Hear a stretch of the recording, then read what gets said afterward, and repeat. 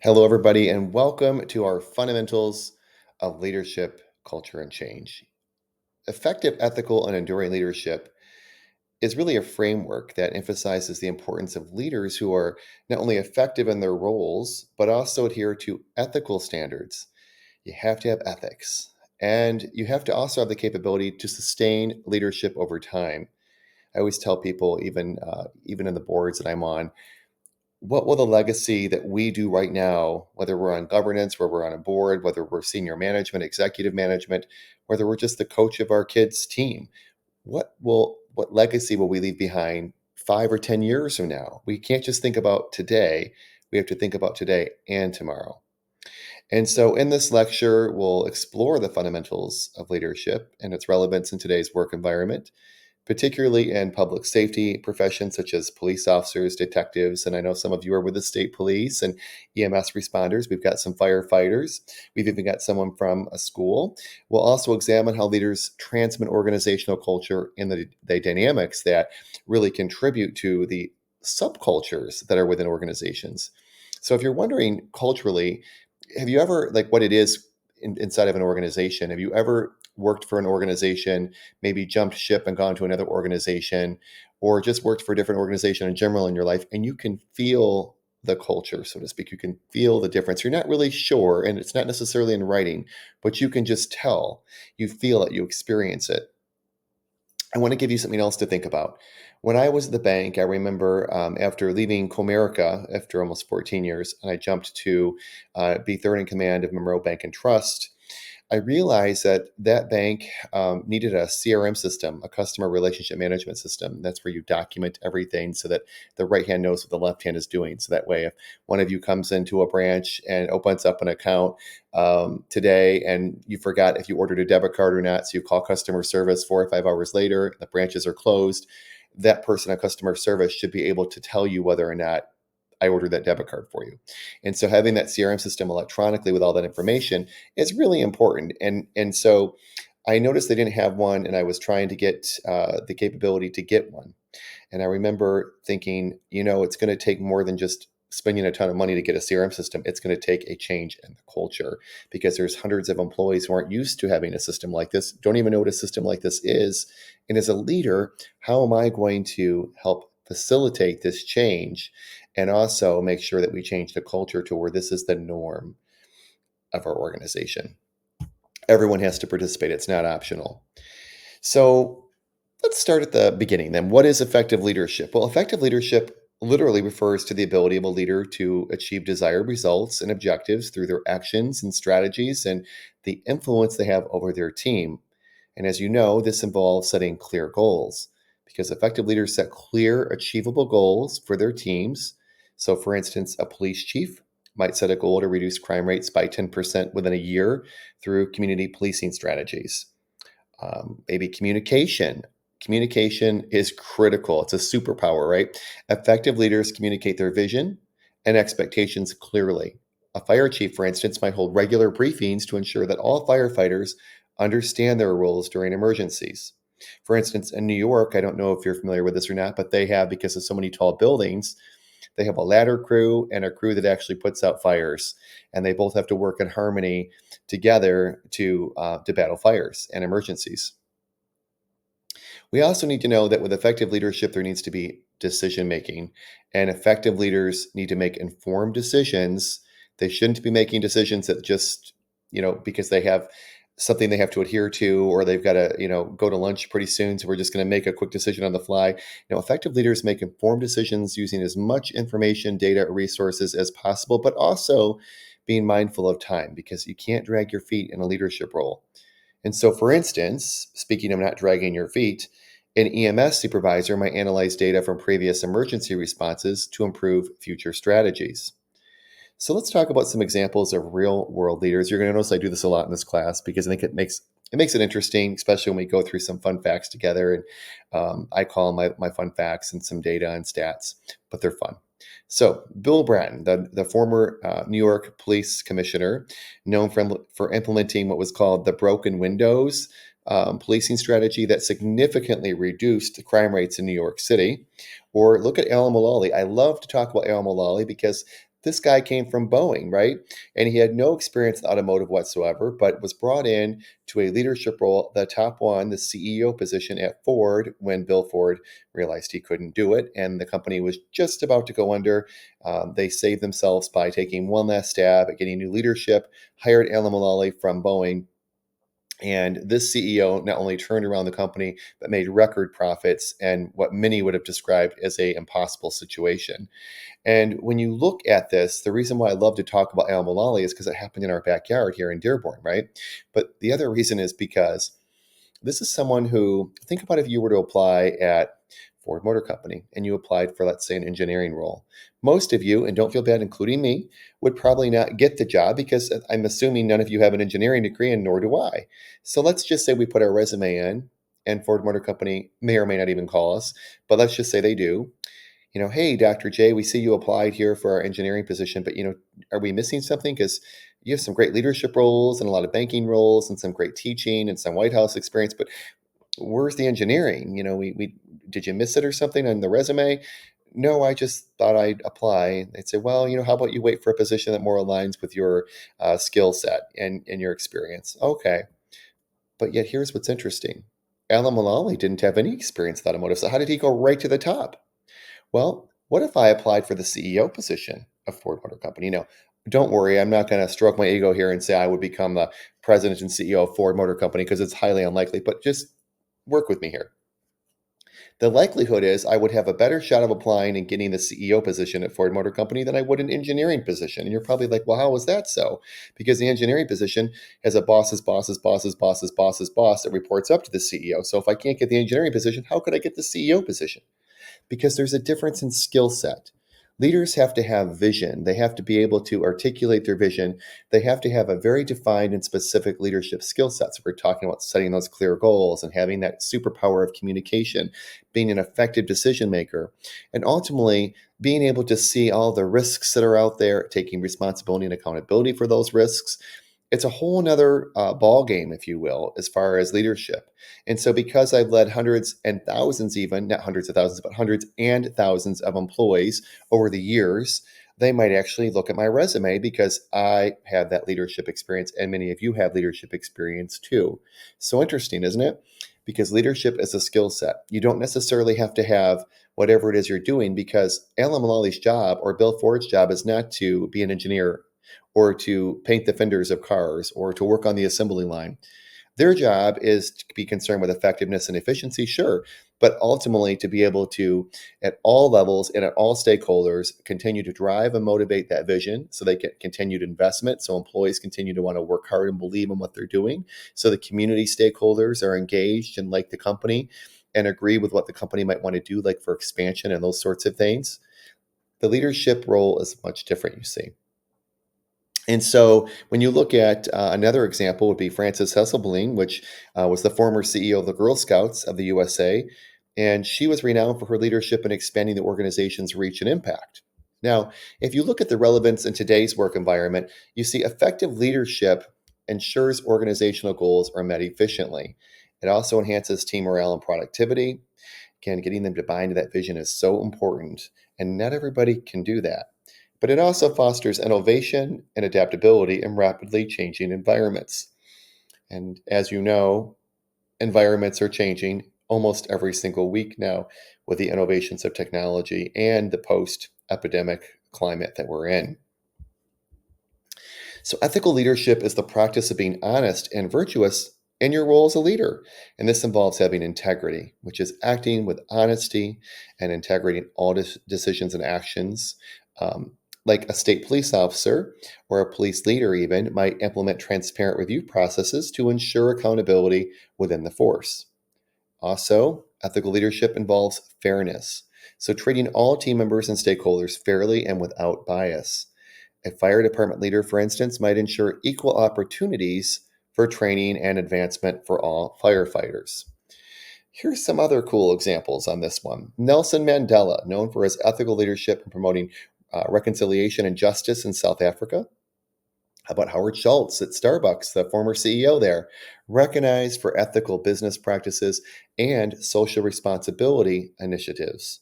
And Mary Barra, CEO right here of General Motors, noted for her commitment to ethical leadership and corporate transparency. So, again, relevancy in today's work environment would be that ethical leadership builds trust and credibility. It minimizes the risk of legal and ethical violations, and it promotes a positive organizational culture and employee satisfaction. So, when we talk about enduring leadership, what does that mean, enduring leadership? Well, enduring leadership refers to the ability of a leader to maintain their influence and their effectiveness over an extended period. And this involves resilience. Resilience is the ability to withstand and recover from setbacks. An example would be an EMS leader might develop resilience through continuous training and mental health support for responders. Could be adaptability, being agents of change, being flexible, and being able to adapt to those changing circumstances and environments. So, a detective on the force might need to adapt investigative techniques to keep up with evolving criminal activities. Sustainability, when we talk a lot about these days. So, when we implement practices that ensure long term successes, remember what I said earlier, not just today, but what it looks like 5 or 10 years from now when you might not even be the leader anymore. That's very important because if you look at, like, say, a fire department leader, might focus on sustainable practices such as regular equipment maintenance and training. Here's some fun examples. Warren Buffett, we all know Warren Buffett. Warren Buffett is known for his enduring leadership at Berkshire Hathaway, maintaining consistent performance decade over decade. Angela Merkel, the former Chancellor of Germany, known for her long term stable leadership in European politics. And how about Fred Rogers, renowned for his enduring influence on children's education and television through the Mr. Rogers' Neighborhood? Don't get me started singing the song. Now, relevance in today's work environment could be that enduring leadership provides stability and long term vision, because remember, leadership is really about vision. If there's one word when we think of leadership, we should really think about vision. Vision is leadership.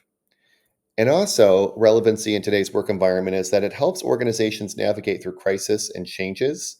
And enduring leadership also helps ensure the sustained success and growth of the organization. So, how leaders transmit organizational culture and understanding the organizational culture? Well, you see, organizational culture refers to the shared values and beliefs and the norms that influence the behavior and practices of members within that organization. Leaders play a crucial role because it always starts at the top in shaping and transmitting this culture. Now, I want you to think back to what I said at the very beginning. How many of you, I said, have worked at another company or jumped ship or gone somewhere else? And it doesn't necessarily have to be in writing, but you can feel the difference. I remember when I left IBM and I went to the Gale Group, which is now Syndicate Learning, I just remember being able to breathe a little bit easier. IBM was a fantastic company to work for. I learned so much there, and I have nothing bad to say about it, but it was very, very, like, the culture there was very corporate, right? Like, very, very corporate. I mean, you were basically your department and division. In fact, you had to memorize. And to this day, 30 years later, I still have mine memorized, 12 for AQ. It was that corporate. But when I went to the Gale Group publishing company, no one even knew what their department or division was because they looked at you more as a person than sort of a corporate being. And I felt like you could just breathe better. Like, you could actually go to the break room and there would be some banana bread, or, somebody would bring something in, you'd have a cup of coffee, you'd talk to your coworker for a few minutes. That was okay. Um, that might not seem like a big deal, but those little things and the culture can make a big difference to how your employees feel about where they're working. And so it doesn't mean that IBM could learn from that, or the Gale Group could have learned from that. It just means this was the culture there. And I could absolutely not have stood in a break room there for more than 2 or 3 minutes talking to a colleague. That just wouldn't have been acceptable there, but it would have been at the Gale Group, you see. So, you have to understand that every place you work is going to have a slightly different culture. Just like, how many of you have ever had one of your kids, if you have kids, come up to you and say, Mom, how come I can't do this? Or Dad, why can't I do this? Because at Johnny's, they get to do that. Their parents let them do that. And you say, because this isn't Johnny's house, it's my house, and you're under my roof. What you're really saying to them is, I'm the leader here, and the culture in this house is this. And if Johnny and Johnny's parents want to do that, great, that's on them. But when you're here, this is our culture, right? And so we understand organizational culture through role modeling, because leaders demonstrate behaviors and attitudes that they expect from their team. So, for instance, a police chief who emphasizes community engagement sets a standard for officers to follow. Communication. And I want to go back to that. Whether you believe it or not, or whether you want to accept it or not, people are always watching you. especially when you're in a leadership role. People will literally go out of their way to pretend like they don't care and they're not watching you. But let me tell you something, they are so watching you. They are watching how long you take for lunch. They are watching what time you come in the morning. They're watching if your shirt is pressed. They're watching what kind of dress code you're wearing. They're watching how you talk to people. They're watching all of that because you know what people are trying to do and don't even realize they're trying to do it? They're subconsciously trying to understand the culture. They're trying to understand your expectations. And they know, gosh, if my leader is coming in with their dress shoes polished and their nice clothes, professional clothes on, and they're speaking professionally and they're not, being overly casual, then maybe this environment is to be a more conservative and corporate environment. We're always paying attention. Or, gosh, if my leader is here on time every single morning, I can't show up here late because if they're on time, I better be on time. Role modeling is very important. Communication. Leaders need to communicate the organization's values and expectations through speeches, memos, and everyday interactions. It has to be consistent. You can't say this is who we are, but then do something different. And this is so important, you guys, that even now, when you look at organizations who say this is who we are, you can't say that, but then do business with companies who aren't. So, for instance, I happen to be LGBTQ plus. So, if I do business with an organization that's LGBTQ plus friendly, but then I find out that they're doing business through wholesalers and suppliers and vendors that are not LGBTQ plus friendly, that doesn't align. And so they might say, well, that's not us, that's them. Well, but you're choosing to do business with them, or you're choosing to hang out with people that don't like me for who I am, you see. And so that's very important when we think about culture as well, because these days with technology, everybody knows what the right hand and the left hand are doing as far as who you're doing business with, and people will figure it out. People get canceled every day for stuff like that because they're saying this is who we are, but yet they do something different or do business with somebody who's not like that at all. And then we have a disalignment. And so there needs to be definitely when we're talking about culture, there needs to be the values that your leaders express and say this is who we are, this is what we stand for. That needs to be consistent in everything that you do. I once had when I joined a new organization, a new bank. Within the first 2 months I was there, one of the very top sales branch managers that we had, the highest performing, was very mean to everyone. And she knew she was good. And I kind of walked into this because there was already some corrective action coaching going on. But we had just defined right before I came, they had consultants come and said, all right, this is how we're going to define our organization. We're going to reshape it culturally. And we want everyone to be treated with these values. And the very first one was dignity and respect. And so we would literally say to people, and someone once even said to me, the CEO, um, it's how we say things and it's how we do things. How we do things and how we say things matters, right? And so that matters because it's part of who we say we are. We say we treat everyone with dignity and respect. So if you've got a branch manager who happens to be just killing it, selling everything and doing a great job, and the customers love this person, but internally she's a nightmare to work with, she literally called an IT person. I kid you not, it's a true story. And their manager called and said that this IT person almost quit because she chastised them and said, look, I have a degree from the University of Michigan. Who do you think you're talking to? And blah, blah, blah. Now, why is that relevant when you're calling IT to get their help? Well, she apparently thought it was.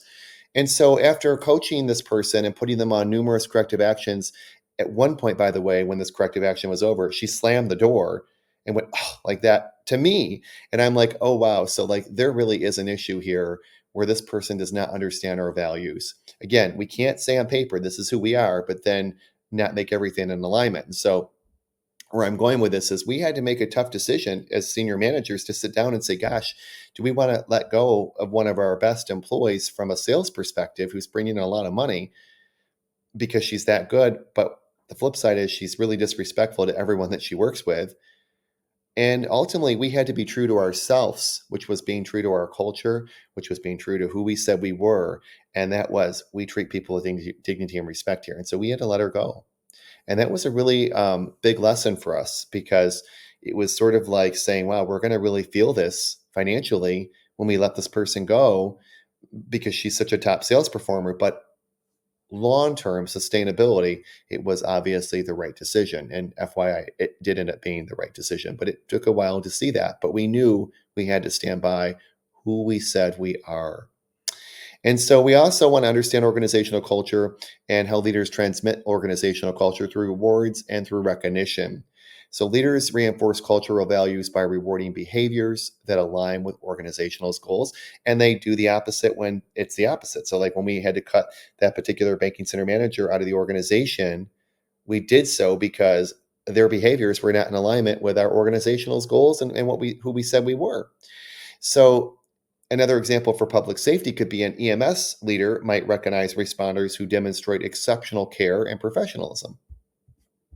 And I love my examples. I think it keeps things relevant. So, remember Jack Welch at GE? Well, he promoted a culture of performance and accountability through regular performance reviews and rewards. I think they were done quarterly.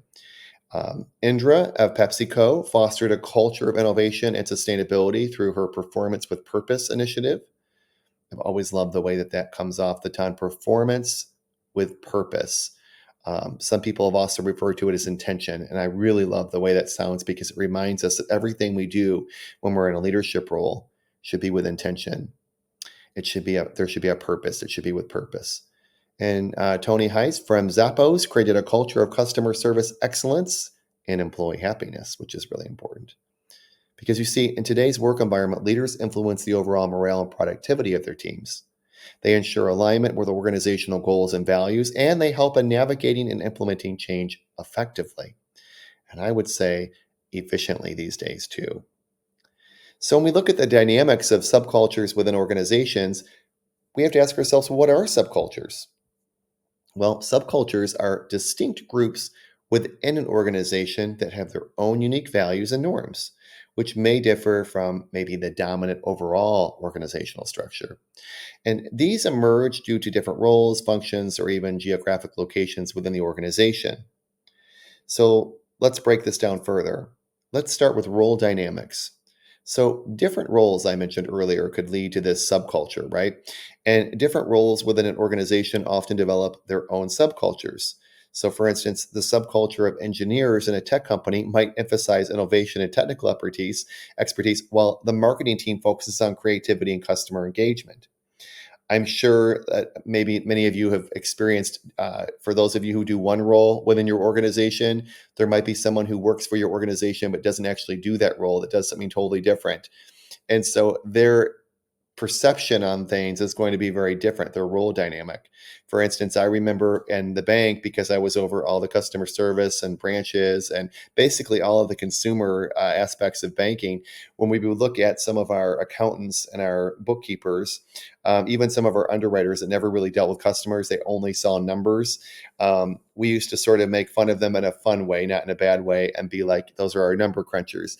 And the reason why I said not in a bad way is because they kept us out of trouble. They made sure that we were doing the right thing and that we were lending the right amount of money and that we weren't putting anybody in a position that they couldn't afford to pay back, et cetera. And so we needed them like they needed us, but we are sort of like extroverted people, and a lot of times, not always, but the majority of the time, those are very introverted people who don't necessarily get our culture and the banking centers when we're out there, shouting from the rooftops to come open up an account or to apply for a loan, because they're the ones who are like, oh my gosh, I hope you know that you might get a lot of applications and we're going to have to go through all these data points and all these numbers to make sure that we can do this. And so that role dynamic is very different, you see. And so even though we're still under the same organizational culture of the same vision, trying to, get to the same result, the way we might do it is slightly different. And that's okay. You could also compare this, if you think about it from a less complicated perspective, in a family.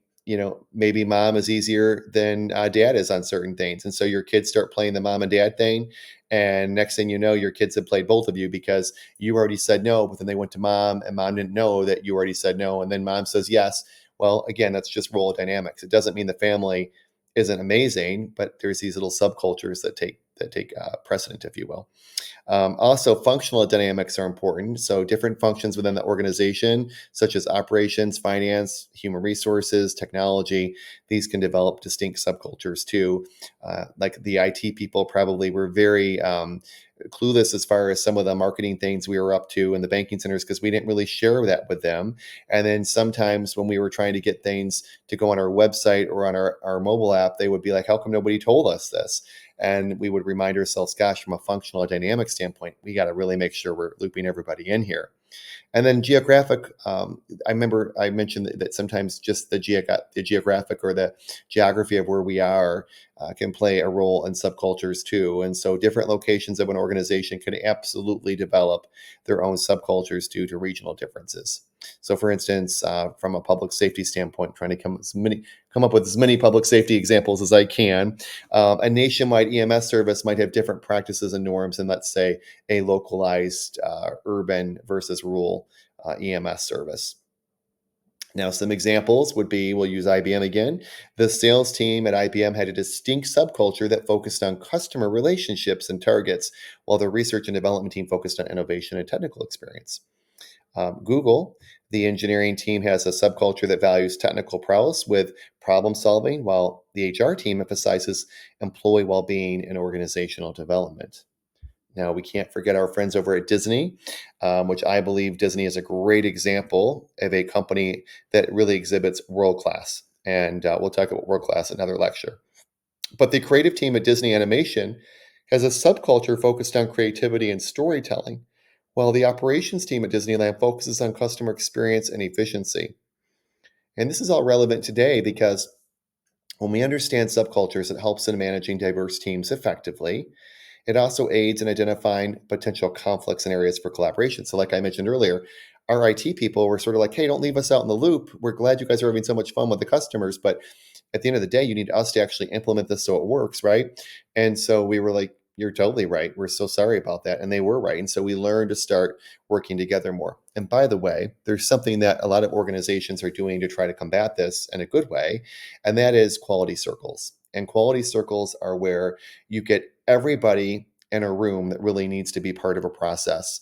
So that way you can figure out things without having mistakes later or a ruined customer experience. So, for instance, let's say that somebody comes into my banking center and wants a debit card and they need the debit card overnighted. They're a great customer. They say, oh my gosh, I lost my debit card. I'm going out of the country for travel tomorrow. I don't know what I'm going to do because no one, has traveler's checks anymore. Is that even a thing? What do I do? I'm certainly not going to carry a bunch of cash out of the country. Besides, it won't be converted to that currency anyway. So I say, oh, don't worry. I'll overnight you a card. What time do you need? What time are you leaving? Well, I'm not leaving till like 5 p.m. Perfect. I can get a card to you by 3 p.m. at the latest. I'll overnight it. We'll pay all the charges. Don't worry about it.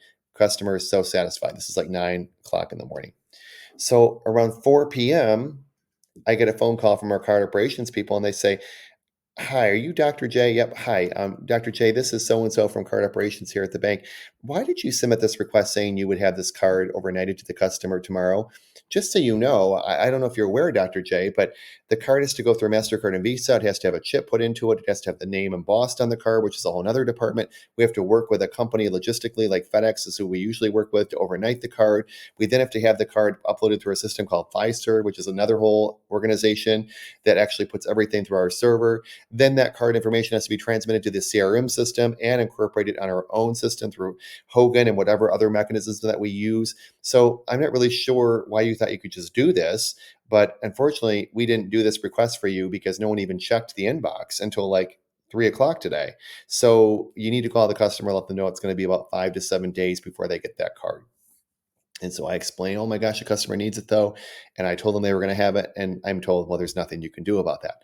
Well, to prevent that from happening in the future, had there been a quality circle proactively before this scenario ever even became a thing, we could have identified what potential things might come our way.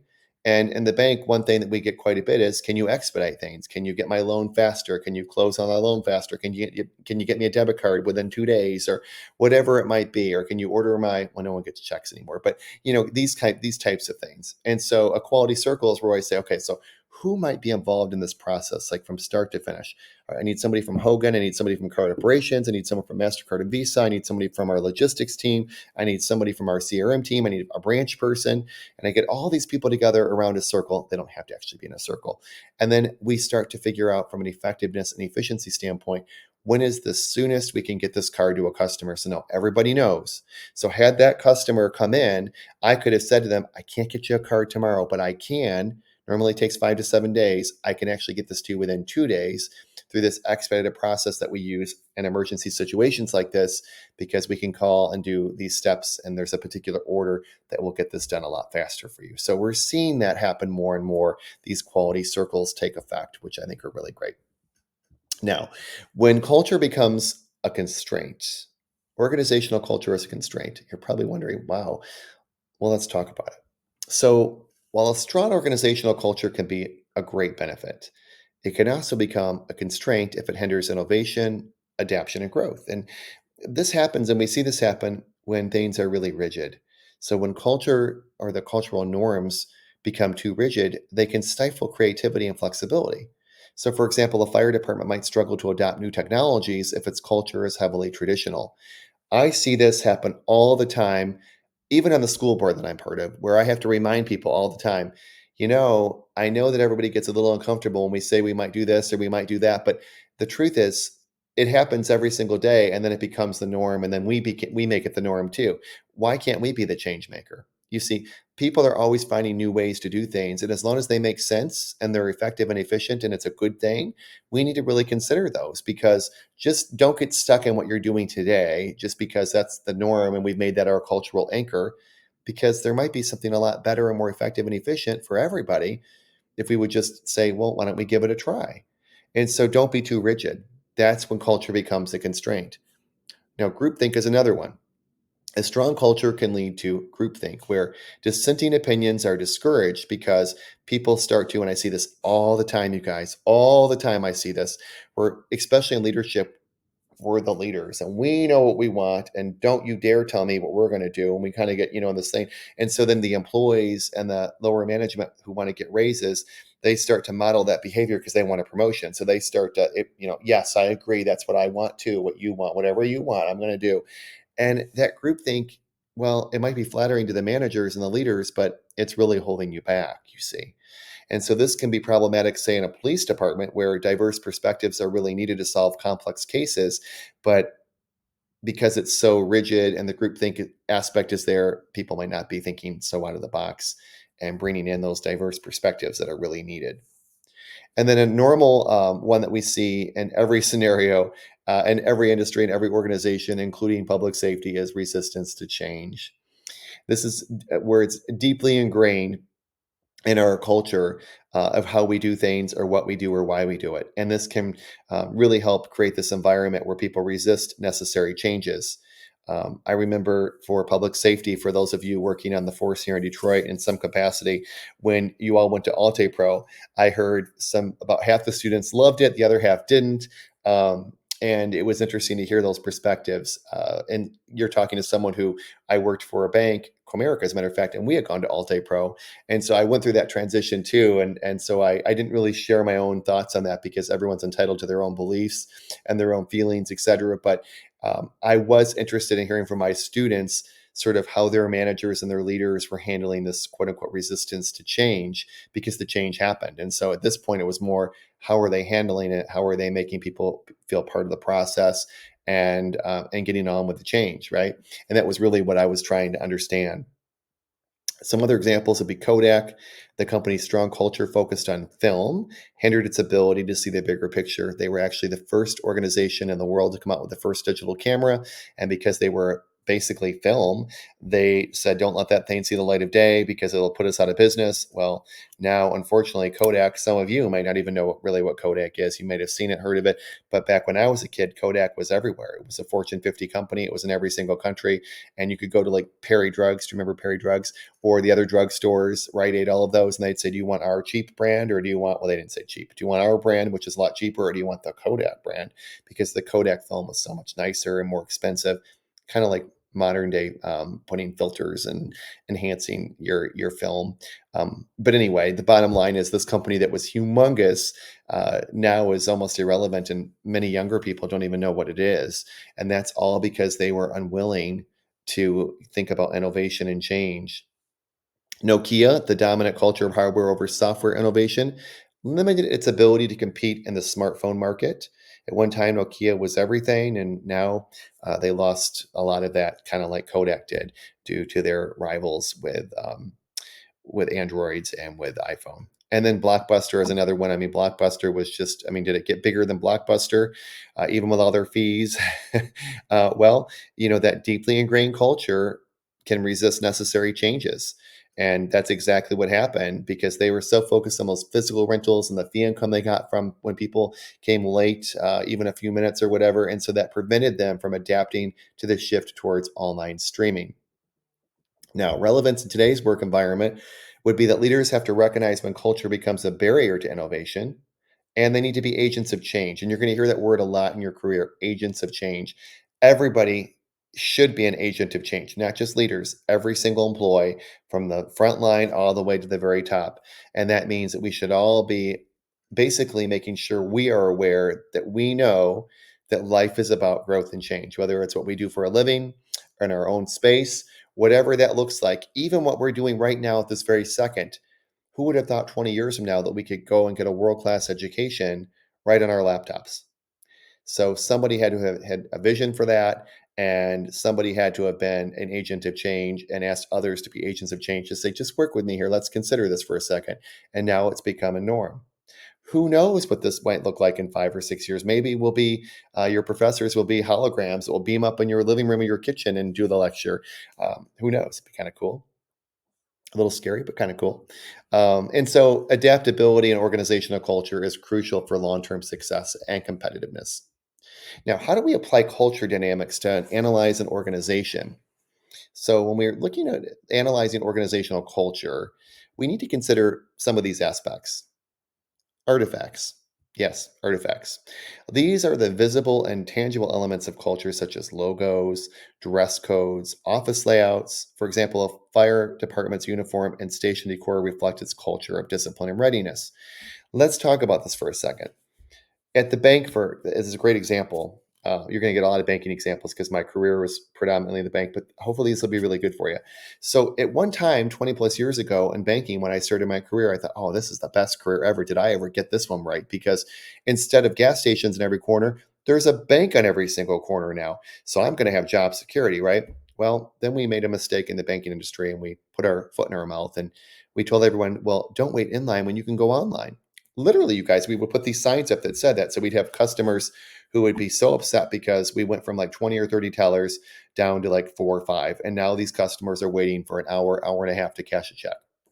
And anytime they would complain, we would just put our sign up that said, don't complain about being in line when you can go online. And so you know what happened? Customers went online. That was our big mistake, though. Why was it a mistake? Well, yeah, we saved a lot of employee costs, but you know why it was a big mistake? Was because we pushed all of our customers out, and now we build these $2 or $3 million branches, and every single corner you see, even here in Detroit, every corner there's a bank, and no one's coming into them. Ooh. And then we do the mobile banking thing and say, well, now don't even worry about going online. That's kind of archaic. Use your phone. Use your phone because now you can make a check deposit right there. Take a picture of the check. Boom. You don't have to drive to the bank. You don't have to wait in line. It's free. I mean, does it get better than that? You can transfer money. You can use things like Cash App or Zelle. You can get your balance right away. I mean, it's right there. Why would you ever want to go to a branch account? Well, we stuck our shoe in our mouth on that one too. And the reason why was because now no one's really coming to the branches and we're having to downsize even more. But the problem is once we push people on these phones, what do you think people are going to do when they have a banking need? And all of you and me have banking needs. We're all human. At some time, we're going to need a new air conditioner or a new roof, or we're looking about buying a house, or we need a down payment, or we need a car note, or we need student loans, or we need to help finance a wedding or a ceremony or something fun. Whatever that might look like, we're all human. We all have financial needs. And so when people have those needs, instead of going into their bank and their banker that they once knew on the corner there by their house, they're going on here and they're going, what is the best interest rate for a 30-year mortgage? And they're not loyal anymore. They're just going to whoever has the best rate and they're applying right on their phone. Yikes. So when we look at artifacts, again, these are visible and tangible elements of culture, such as logos, dress codes, and office layouts. So we decided to rebuild the inside of these branches. And this isn't just my banks. We did too. It's almost all of them. In fact, think about like Capital One Cafe. Why do you think they have a cafe, a Starbucks right inside of their branches? Because they want to get you to come back in. It used to be where if we had somebody loitering in our bank we would call the police right away, because one of the first things before you get robbed is 9 times out of 10, they come and they scope you out first, right? And so if we had anybody loitering, it would scare us, we'd call the cops, right? Well, you guys, we really appreciated that. But now we're doing the opposite in banks. They're having people that are actually encouraging customers to stay and loiter there all day. They'll give you the Wi-Fi password. They'll give you a free cup of coffee. You can now, in most banks, including the ones I managed, rent out what's called the community room, which is really a fancy way to have a conference room for free, even to non-customers who wouldn't love that. So if you're trying to host a meeting or have some kind of thing that you're trying to do, you now have a place or a space professionally you can host it at for free. Why would we do that? Because think about it. Now they're getting non-customers in that we could convert to being customers. And if we can build a relationship with them while they're there and get them to keep coming back, they're going to want to bank with us. So that's why you're seeing banks do things like that. We don't have teller lines in banks anymore. Instead, you see these big circular pod kind of looking things. You want to know why? Because we don't need tellers anymore, because your phone's a teller. But what we do need is, when people walk into a banking center, into a branch, we need employees that are going to greet them as soon as they walk in the door, offer them a cup of coffee, and try to build a relationship with them. Not go to a teller line and say, "Oh, I just want to deposit a check, but thanks, have a great day." We don't need that anymore. It actually costs the bank money. We'll still do that for you. But if I put a teller line in and I have my employees work on that teller line, what do you think they're going to do? Mentally, they're going to think I'm a teller today. I can't afford that. I need you to talk to customers about, so tell me about what's going on with your mortgage situation right now. I mean, rates are starting to go up again. What rate do you have? Or let's look at ways I can save you money. Or when's the last time you looked at your car loan? We need employees that are going to say those types of things. And so we renamed the position from teller to universal banker, because now the customer and that former teller now know that their title has changed too, and their job description has changed, and even their environment has changed from a teller line to a pod. And that's why you're seeing, these cafes and so forth go into banking centers. Also, when we look at analyzing organizational culture, you can look at espoused values. So espouse values rather. And these are like the stated values and norms, such as mission statements and codes of conduct. And so a police department, for instance, might have a mission statement emphasizing service, integrity, and respect. Underlying assumptions could be that these are unconscious beliefs and values that truly drive behavior. And so, like an EMS organization, the underlying assumption might be the importance of quick and efficient response times to save lives. Some of my fun examples would be Apple. Artifacts included sleek product design and open office spaces. Think about how Microsoft totally copied them. Let's just be honest. When you go to the mall and you go to an Apple store, all those desks with their products right out there and people walking around in the Apple shirts, very different, right, than it was 20 years ago when you'd walk into a computer store. Well, Microsoft does the same thing. You almost can't tell the two are different now, if you're at the mall or something. Southwest Airlines. Artifacts include casual uniforms, humorous flight attendants, and announcements that make it fun for everybody and an enjoyable experience, usually. And so you see those things sort of happen. If you even look at Netflix, for instance, artifacts include the lack of formal offices and emphasis on digital communication and innovation and freedom. And it's relevant in today's work environment, because when we analyze culture, it helps in understanding the true drivers of our behavior within an organization. And it also aids in aligning organizational practices with stated values and goals. And it provides insights into areas for improvement, more effectiveness and efficiency, and potential cultural transformations. We should talk about transformational leadership if you haven't already studied it in previous classes. I won't keep going on. I hope this gave you some insight into what we're talking about the first couple of weeks. If you have any questions, please reach out via email. Keep up the great work and keep up the good work with your capstones, everybody. Thanks for watching and have a great week.